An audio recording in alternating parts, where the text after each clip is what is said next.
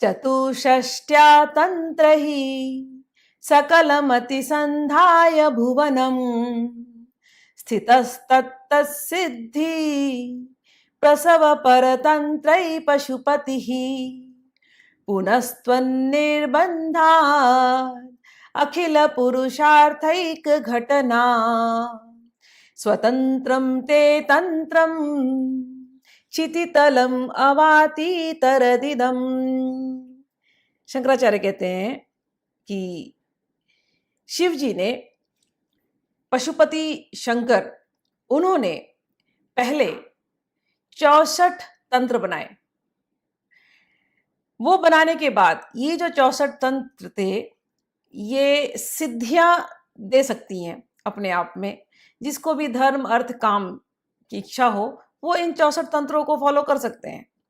लेकिन ये करने के बावजूद माँ, आपने उन्हें फिर से कहा कि एक स्वतंत्र तंत्र की रचना करें जिसमें श्री विद्या के बारे में बताई जाएगी, श्री चक्र के बारे में बताया जाएगा। तो वो जो स्वतंत्र तंत्र 65वां तंत्र श्री विद्या, वो शिव जी ने बताया, जिससे कि मनुष्य को भोग और मोक्ष दोनों प्राप्त हो। और आप ही के त्वं निर्बंधात, आप ही की आज्ञा से, आप ही की आज्ञा नहीं, आपके रिक्वेस्ट से, आपने ऐसे प्यार से उनसे कहा कि ये बनाइए, तो इदम ते तंत्रम, ये जो तंत्र है, जो श्री विद्या तंत्र, वो शिव जी ने सबको दिया। इसको हम 65वां तंत्र कहते हैं और ये अपने आप में स्वतंत्र एक तंत्र है। अब समझने वाली कुछ बात है इसके अंदर कि भगवान शिव ने पहले ही 64 तंत्र बनाए थे और वो अपने आप में सिद्धियां देने के लिए दे सकती हैं सारे के सारे 64 तंत्र। तो 65वां तंत्र बनाने की आवश्यकता क्या थी? अच्छा, ये क्वेश्चन जानने के पहले ये समझना जरूरी है, तंत्र की आवश्यकता क्या थी? हमारे यहां तो वैदिक तरीके से पूजा हो ही रही थी, तो उसके अलावा लोग कंफ्यूज होते हैं ना कई बार। हम लोग जब सुनते हैं तो अरे वेदों में तो ऐसा लिखा गया, तंत्र तो अलग ही बता रहा है, कई मेथड अलग दिखते हैं, and results are different, method जो है अलग दिखते हैं। तो मन में ये प्रश्न आता है ना, वैदिक तरीका सही है कि तांत्रिक तरीका सही है? तंत्र के प्रति कई बार लोगों के मन में भ्रम भी होता है, क्वेश्चंस होते हैं, कई बार अविश्वास होता है, कई बार ऐसा लगता है इसमें तो जादू टोना है बस और कुछ नहीं है, काला जादू है, इसमें लोग पता नहीं क्या क्या करते हैं, मारण उच्चाटन, है ना, ये सारी बातें आती है ना। तंत्र बना क्यों? देखो, पहले जब वेदों से पूजा होती थी, वैदिक तरीके से जब पूजा होती थी, तो उसमें केवल ब्राह्मणों को अधिकार था और बाकी के भी 3 वर्गों को, ब्राह्मण क्षत्रिय वैश्य को भी बहुत कुछ मिलता था, लेकिन वेद के मंत्र के उच्चारण केवल ब्राह्मणों को अलाउड था। और बाकी के लोग भी यदि कुछ फॉलो करना चाहे वेद में, तो उन्हें अपना सब कुछ शुद्ध करना पड़ेगा। अब जो निम्न जाति के लोग हैं, या निम्न जाति कहो, या ऐसे लोग हैं जिनकी शुद्धि पहले से नहीं है, जो मांस मदिरा का सेवन करने वाले हैं, या आदतें खराब हैं, या सोच खराब है, होता है ना संसार में, हम ऐसे घर में ही पैदा हुए कि हमें शुद्धि क्या है हमें पता नहीं। हम बचपन से नॉनवेज खा रहे हैं अगर, तो हमको सडनली कोई आके बोलेगा अरे नॉनवेज बंद करो, आपको भगवान को याद करना तो पहले नॉनवेज बंद करो, तो बड़ा कठिनाई होता है ये चीज़ हजम करने में। अच्छा, किसी घर में बच्चा, बेचारा बच्चे को क्या पता, वो आदमी वो पैदा हो गया ऐसे शराबी होंगे घर में, अब शराब बचपन से देख रहा है, उसके लिए तो शराब कोई गलत बात है ही नहीं। अब उसको सडनली एक 24-25 में वो इसको एक माहौल मिलता है, देवी की पूजा है, वहाँ इतनी अच्छी पूजा हो रही है और भगवान की पूजा हो रही है, विष्णु सहस्त्रनाम हो रहा है, इतना सब कुछ अच्छा अच्छा हो रहा है। तो अब उसको इच्छा हुई पूजा करने की, अब वो जाए ब्राह्मणों के पास, तो ब्राह्मण तो पहले बोलेंगे ना, नहीं नहीं पहले आपको शुद्ध होना पड़ेगा, आपको ये छोड़ना पड़ेगा, वो छोड़ना पड़ेगा, बोलेंगे कि नहीं? तो फर्स्ट कंडीशन की वैदिक मंत्रों के लिए ब्राह्मणों को पहले बात तो दे दिया अलावेंस, और उसके आगे भी अगर सीखना है तो आपको बहुत कठिन रास्ता से चलना है, तो ही आप उस सात्विक पूजा की तरफ जा पाएंगे। विष्णु जी की पूजा जो होती है बड़ी सात्विक पूजा है, आपको वहां पर प्याज लहसुन तक छोड़ने की बात होती है, हालांकि श्रीदेवी में भी होगी आगे चल करके, लेकिन तंत्रों की जो हम मेन तंत्र की बात कर रहे हैं, 64 तंत्रों की बात कर रहे हैं हम, इसलिए तो वहां जो वैदिक तरीके से जिनको एडमिशन नहीं मिलता था, सोसाइटी के उस वर्ग को जिसको एडमिशन नहीं मिलता था वैदिक स्कूल में, जिनका हमारे यहाँ निम्न जाति के लोगों का तो को जनेऊ भी नहीं मिलता था, वो तो गुरुकुल में जा ही नहीं सकते, वो तो गुरुओं के पास, उनको एक रूल दिया था। हालांकि भगवान ने गीता में कहा है चतुर्वर्णम मया सृष्टा गुण कर्म विभागश, कि हमने चतुर्वर्ण बनाए हैं गुण के हिसाब से और कर्म के हिसाब से, लेकिन हम लोगों ने उस सिस्टम को बिल्कुल एक्सप्लॉइट किया और ब्राह्मण वर्ग ने ये सोचा कि निम्न जाति के लोगों को कई बार मंदिर में तक भी अलाउ करते नहीं थे। तो ये जब भेदभाव होने लगे तो क्या निम्न जाति के लोगों में या जिनका खान पान तामसिक है, क्या उनमें क्या भगवान के प्रति भक्ति नहीं है ना? उनके अंदर भी तो है। तो उनकी भक्ति को कैसे डेवलप किया जाए? ये हो सकता है वो तामसिक गुणों के हों, हो सकता है उनके अंदर वो अभी सब उनका वो क्लीनलीनेस नहीं हुआ हो, तो क्या वो भगवान की भक्ति नहीं कर सकते? वो देवी की भक्ति नहीं कर सकते? तो उनको कहते थे अच्छा तुम्हारे जैसे लोगों को अगर भक्ति करनी है तो विष्णु की भक्ति पॉसिबल नहीं है, तो आप एक काम कीजिए, आप काली माँ की भक्ति कीजिए, काली माँ सब ले लेती हैं। आपको खाना ही है ना मांस, तो काली माँ के हमने बलि चढ़ाइए, खा लीजिए। आपको मदिरा का सेवन करना ही है ना, काली माँ को पहले चढ़ाइए, आप ले लीजिए। ऐसे ऐसे करके तो धीरे धीरे इन क्षेत्रों में या इन लोगों के बीच में या ट्राइबल्स के बीच में कहा जाए, जहां पर मौसम भी ऐसा है, जगह भी ऐसी है कि वहां का खान पान तामसिक ही है, उन लोगों के बीच में आप देखेंगे तंत्र के जो सिस्टम है ये ज्यादा आगे बढ़ा, वन ऑफ द रीजंस। उसके बाद तंत्र जब प्रोग्रेस होने लगा, तंत्र लेकिन बहुत ही हाईएस्ट सिस्टम है ये इतना प्रोग्रेस हुआ जो क्योंकि शिव जी ने दिया, तो शिव जी ने हर वर्ग के लोगों के लिए किया। तो इसमें अघोर का भी सिस्टम आ गया, अघोरियों का भी। तो अघोरी तो आप तो जानते हैं उनकी कैसी रहनी होती है, कई बार आप लोगों ने देखा है। और उसके अंदर वामाचार भी आ गया, जिसको कौलाचार भी बोलते हैं। तो उसमें मांस मदिरा मिथुन इत्यादि का भी सेवन को अलाउ किया गया, लेकिन उससे भी एक शुद्ध तरीका आया जिसको कहते हैं समयाचार। समयाचार में बिल्कुल शुद्ध तरीके से तंत्रों की प्रैक्टिस होती है। तंत्र होता है यानी टेक्निक, जैसे तंत्र, जैसे हम कहते हैं ना विद्युत तंत्र, साइंस ऑफ इलेक्ट्रिसिटी, समझ में आया? या हम कहेंगे इंस्ट्रूमेंटल साइंस, तो इंस्ट्रूमेंट भी एक तांत्रिक विज्ञान है, टेक्नोलॉजी को भी हम तंत्र बोल सकते हैं, ठीक है? तो यंत्र तंत्र यानी कि टेक्नोलॉजी ऑफ इंस्ट्रूमेंट्स कहा जा सकता है। तो तंत्र यानी एक साइंस, तंत्र यानी एक टेक्निक, एक सिस्टम। और जब शंकराचार्य के टाइम पर जब शंकराचार्य आए, तो शंकराचार्य ने इस सिस्टम को इतने अच्छे से समझा और उसके जो शुद्ध सिस्टम को बाहर लाने का प्रयास किया। समयाचार में बिल्कुल कोई मांस मदिरा नहीं, कोई बिल्कुल समयाचार, बिल्कुल आपको लगेगा कई बार वैदिक तरीके से ही पूजा हो रही है। तो कौलाचार में आपको दिखाई देगा कि बाकी की चीजें अलाउड है, लेकिन समयाचार में आपको बिल्कुल दिखाई नहीं देगा, यहाँ तो पूरा वैदिक तरीके से होता है। तो कई बार लोग कंफ्यूज होते हैं, ये तो वैदिक तरीके से पूजा है, क्योंकि तंत्र जो है वो एक सिस्टम है, वो एक सिस्टम है आपको भगवान तक ले जाने का, आपको देवी तक जोड़ने का, आपको शक्ति से जोड़ने का एक सिस्टम है। इसमें मंत्र होते हैं, इसमें तंत्र होते हैं, इसमें यंत्र होते हैं, इसमें कुंडलिनी होती है, इसमें जो कुछ ब्रह्मांड में है शक्ति वही आपके अंदर है। बाहर की शक्ति और अंदर की शक्ति का तारतम्य करना है और अपने उस दिव्य स्वरूप को रियलाइज करना है। ये तंत्र की पूरी एक सिस्टम है, साइंस है। जो उस सिस्टम को फॉलो करेगा, जो उस साइंस को फॉलो करेगा, वो अपने आप को जान लेगा। तो शंकराचार्य ने जब देखा कि अरे ऐसा सिस्टम, शंकराचार्य ने उस पूरे सिस्टम को शुद्ध तरीके से उसको प्रकट किया। तो आप कांचीपुरम जाएंगे, वहां पर भी श्री विद्या की पूजा हो रही है। जितने भी शंकराचार्य के मठ हैं वहां पर श्री विद्या की पूजा होती है। इसके पहले भी गुरु परंपराओं में, दत्तात्रेय की गुरु परंपरा में दत्तात्रेय जी ललिता त्रिपुर सुंदरी की पूजा करते थे शुद्ध तरीके से।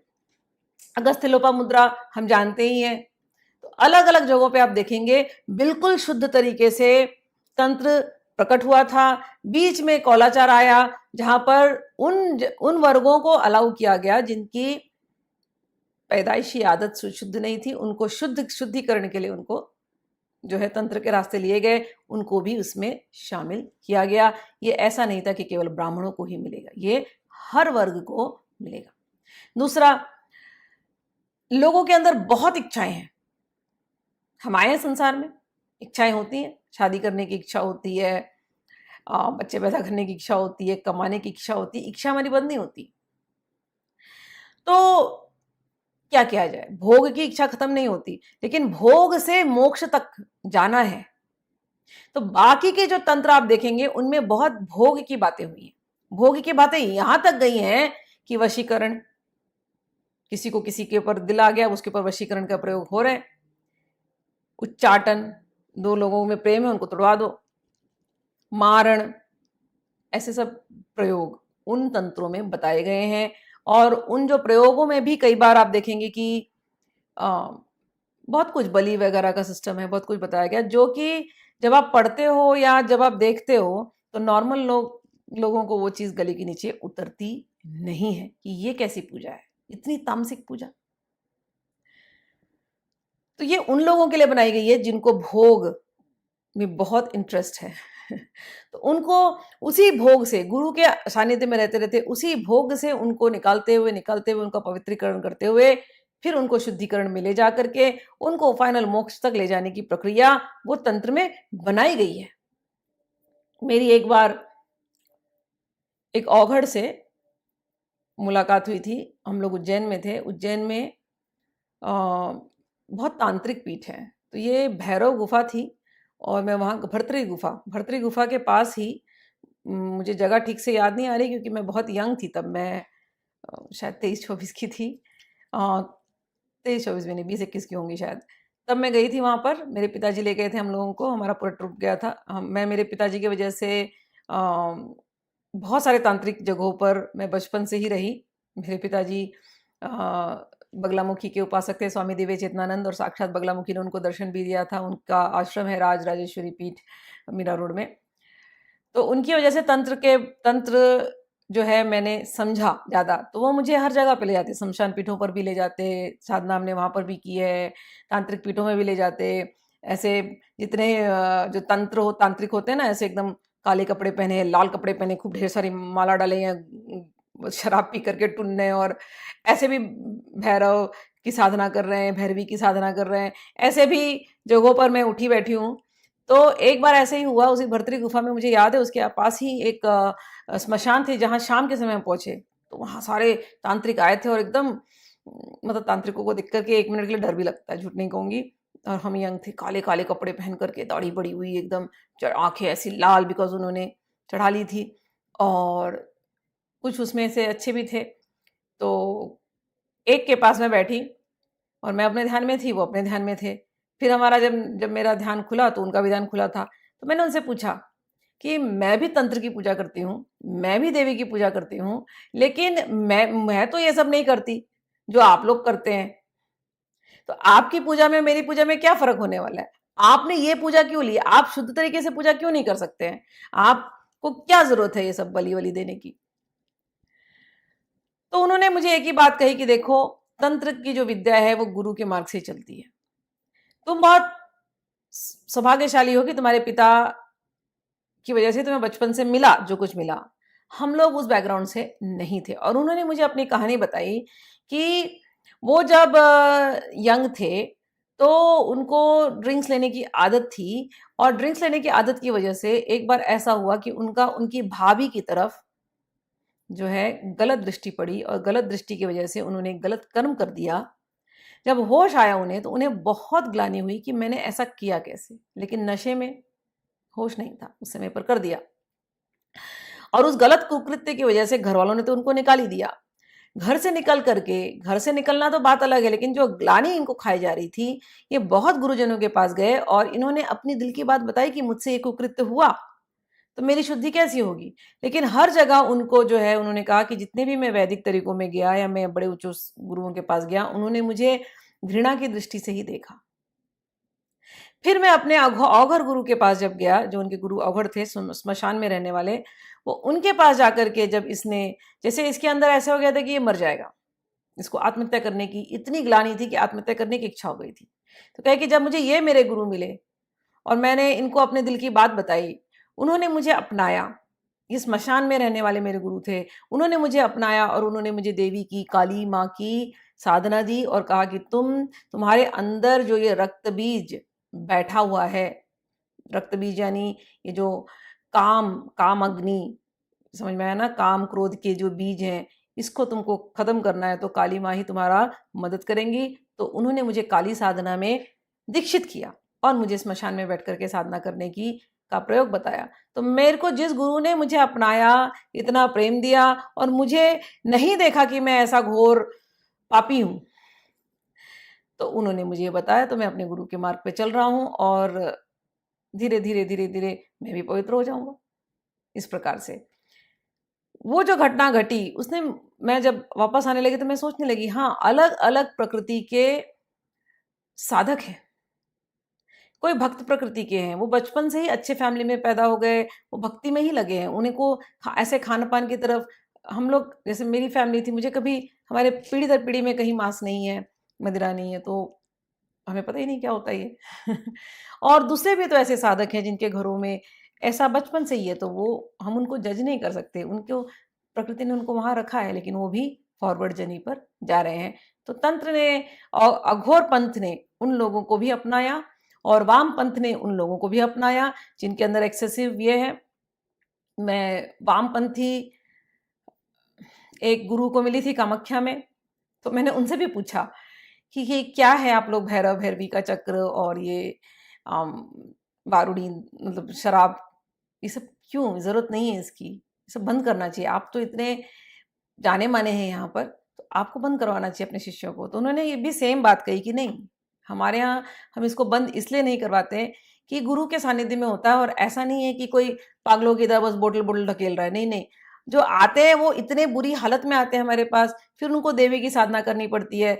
तो उनको शांत करने के लिए उनको एक पैमाना, एक पर्टिकुलर क्वांटिटी होती है, उतना ही वो ले सकते हैं, उतने में ही वो साधना कर सकते हैं। उनको साथ साथ मंत्र जपाना है और वो छोड़ नहीं सकते। तो इट इज लाइक अ, जैसे कोई कोई रिहैब कैंप होता है ना हमारे यहाँ, किसी को नहीं छूट रही है तो क्या करोगे आप, रिहैब कैंप में डालोगे। तो कहते हैं इनको छुड़ाने के लिए देवी का मंत्र, ये इतने पशु जैसे हैं, इतने पशु जैसे हैं कि इनकी पशु वाली जो उनकी जो नेचर है उसकी बलि देनी पड़ती है, लेकिन ये इतने आसानी से नहीं निकल सकता।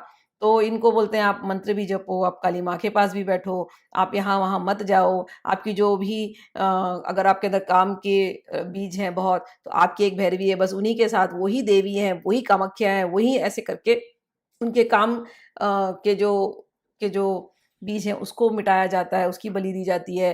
फिर क्रोध इत्यादि, अगर कामाग्नि शांत हुई तो क्रोधाग्नि भी धीरे धीरे शांत हो जाती है, और इनके अंदर जो तामसिक खान पान की जो आदत है वो भी सुधर जाती है।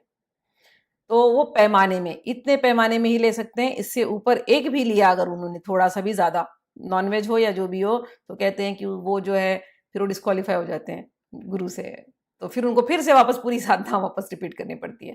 लेकिन ये जो वामाचार जो होता है या जो औघड़ वाला जो सिस्टम है, ये आपको किसी काबिल गुरु के अंडर में बैठ करके करना पड़ेगा।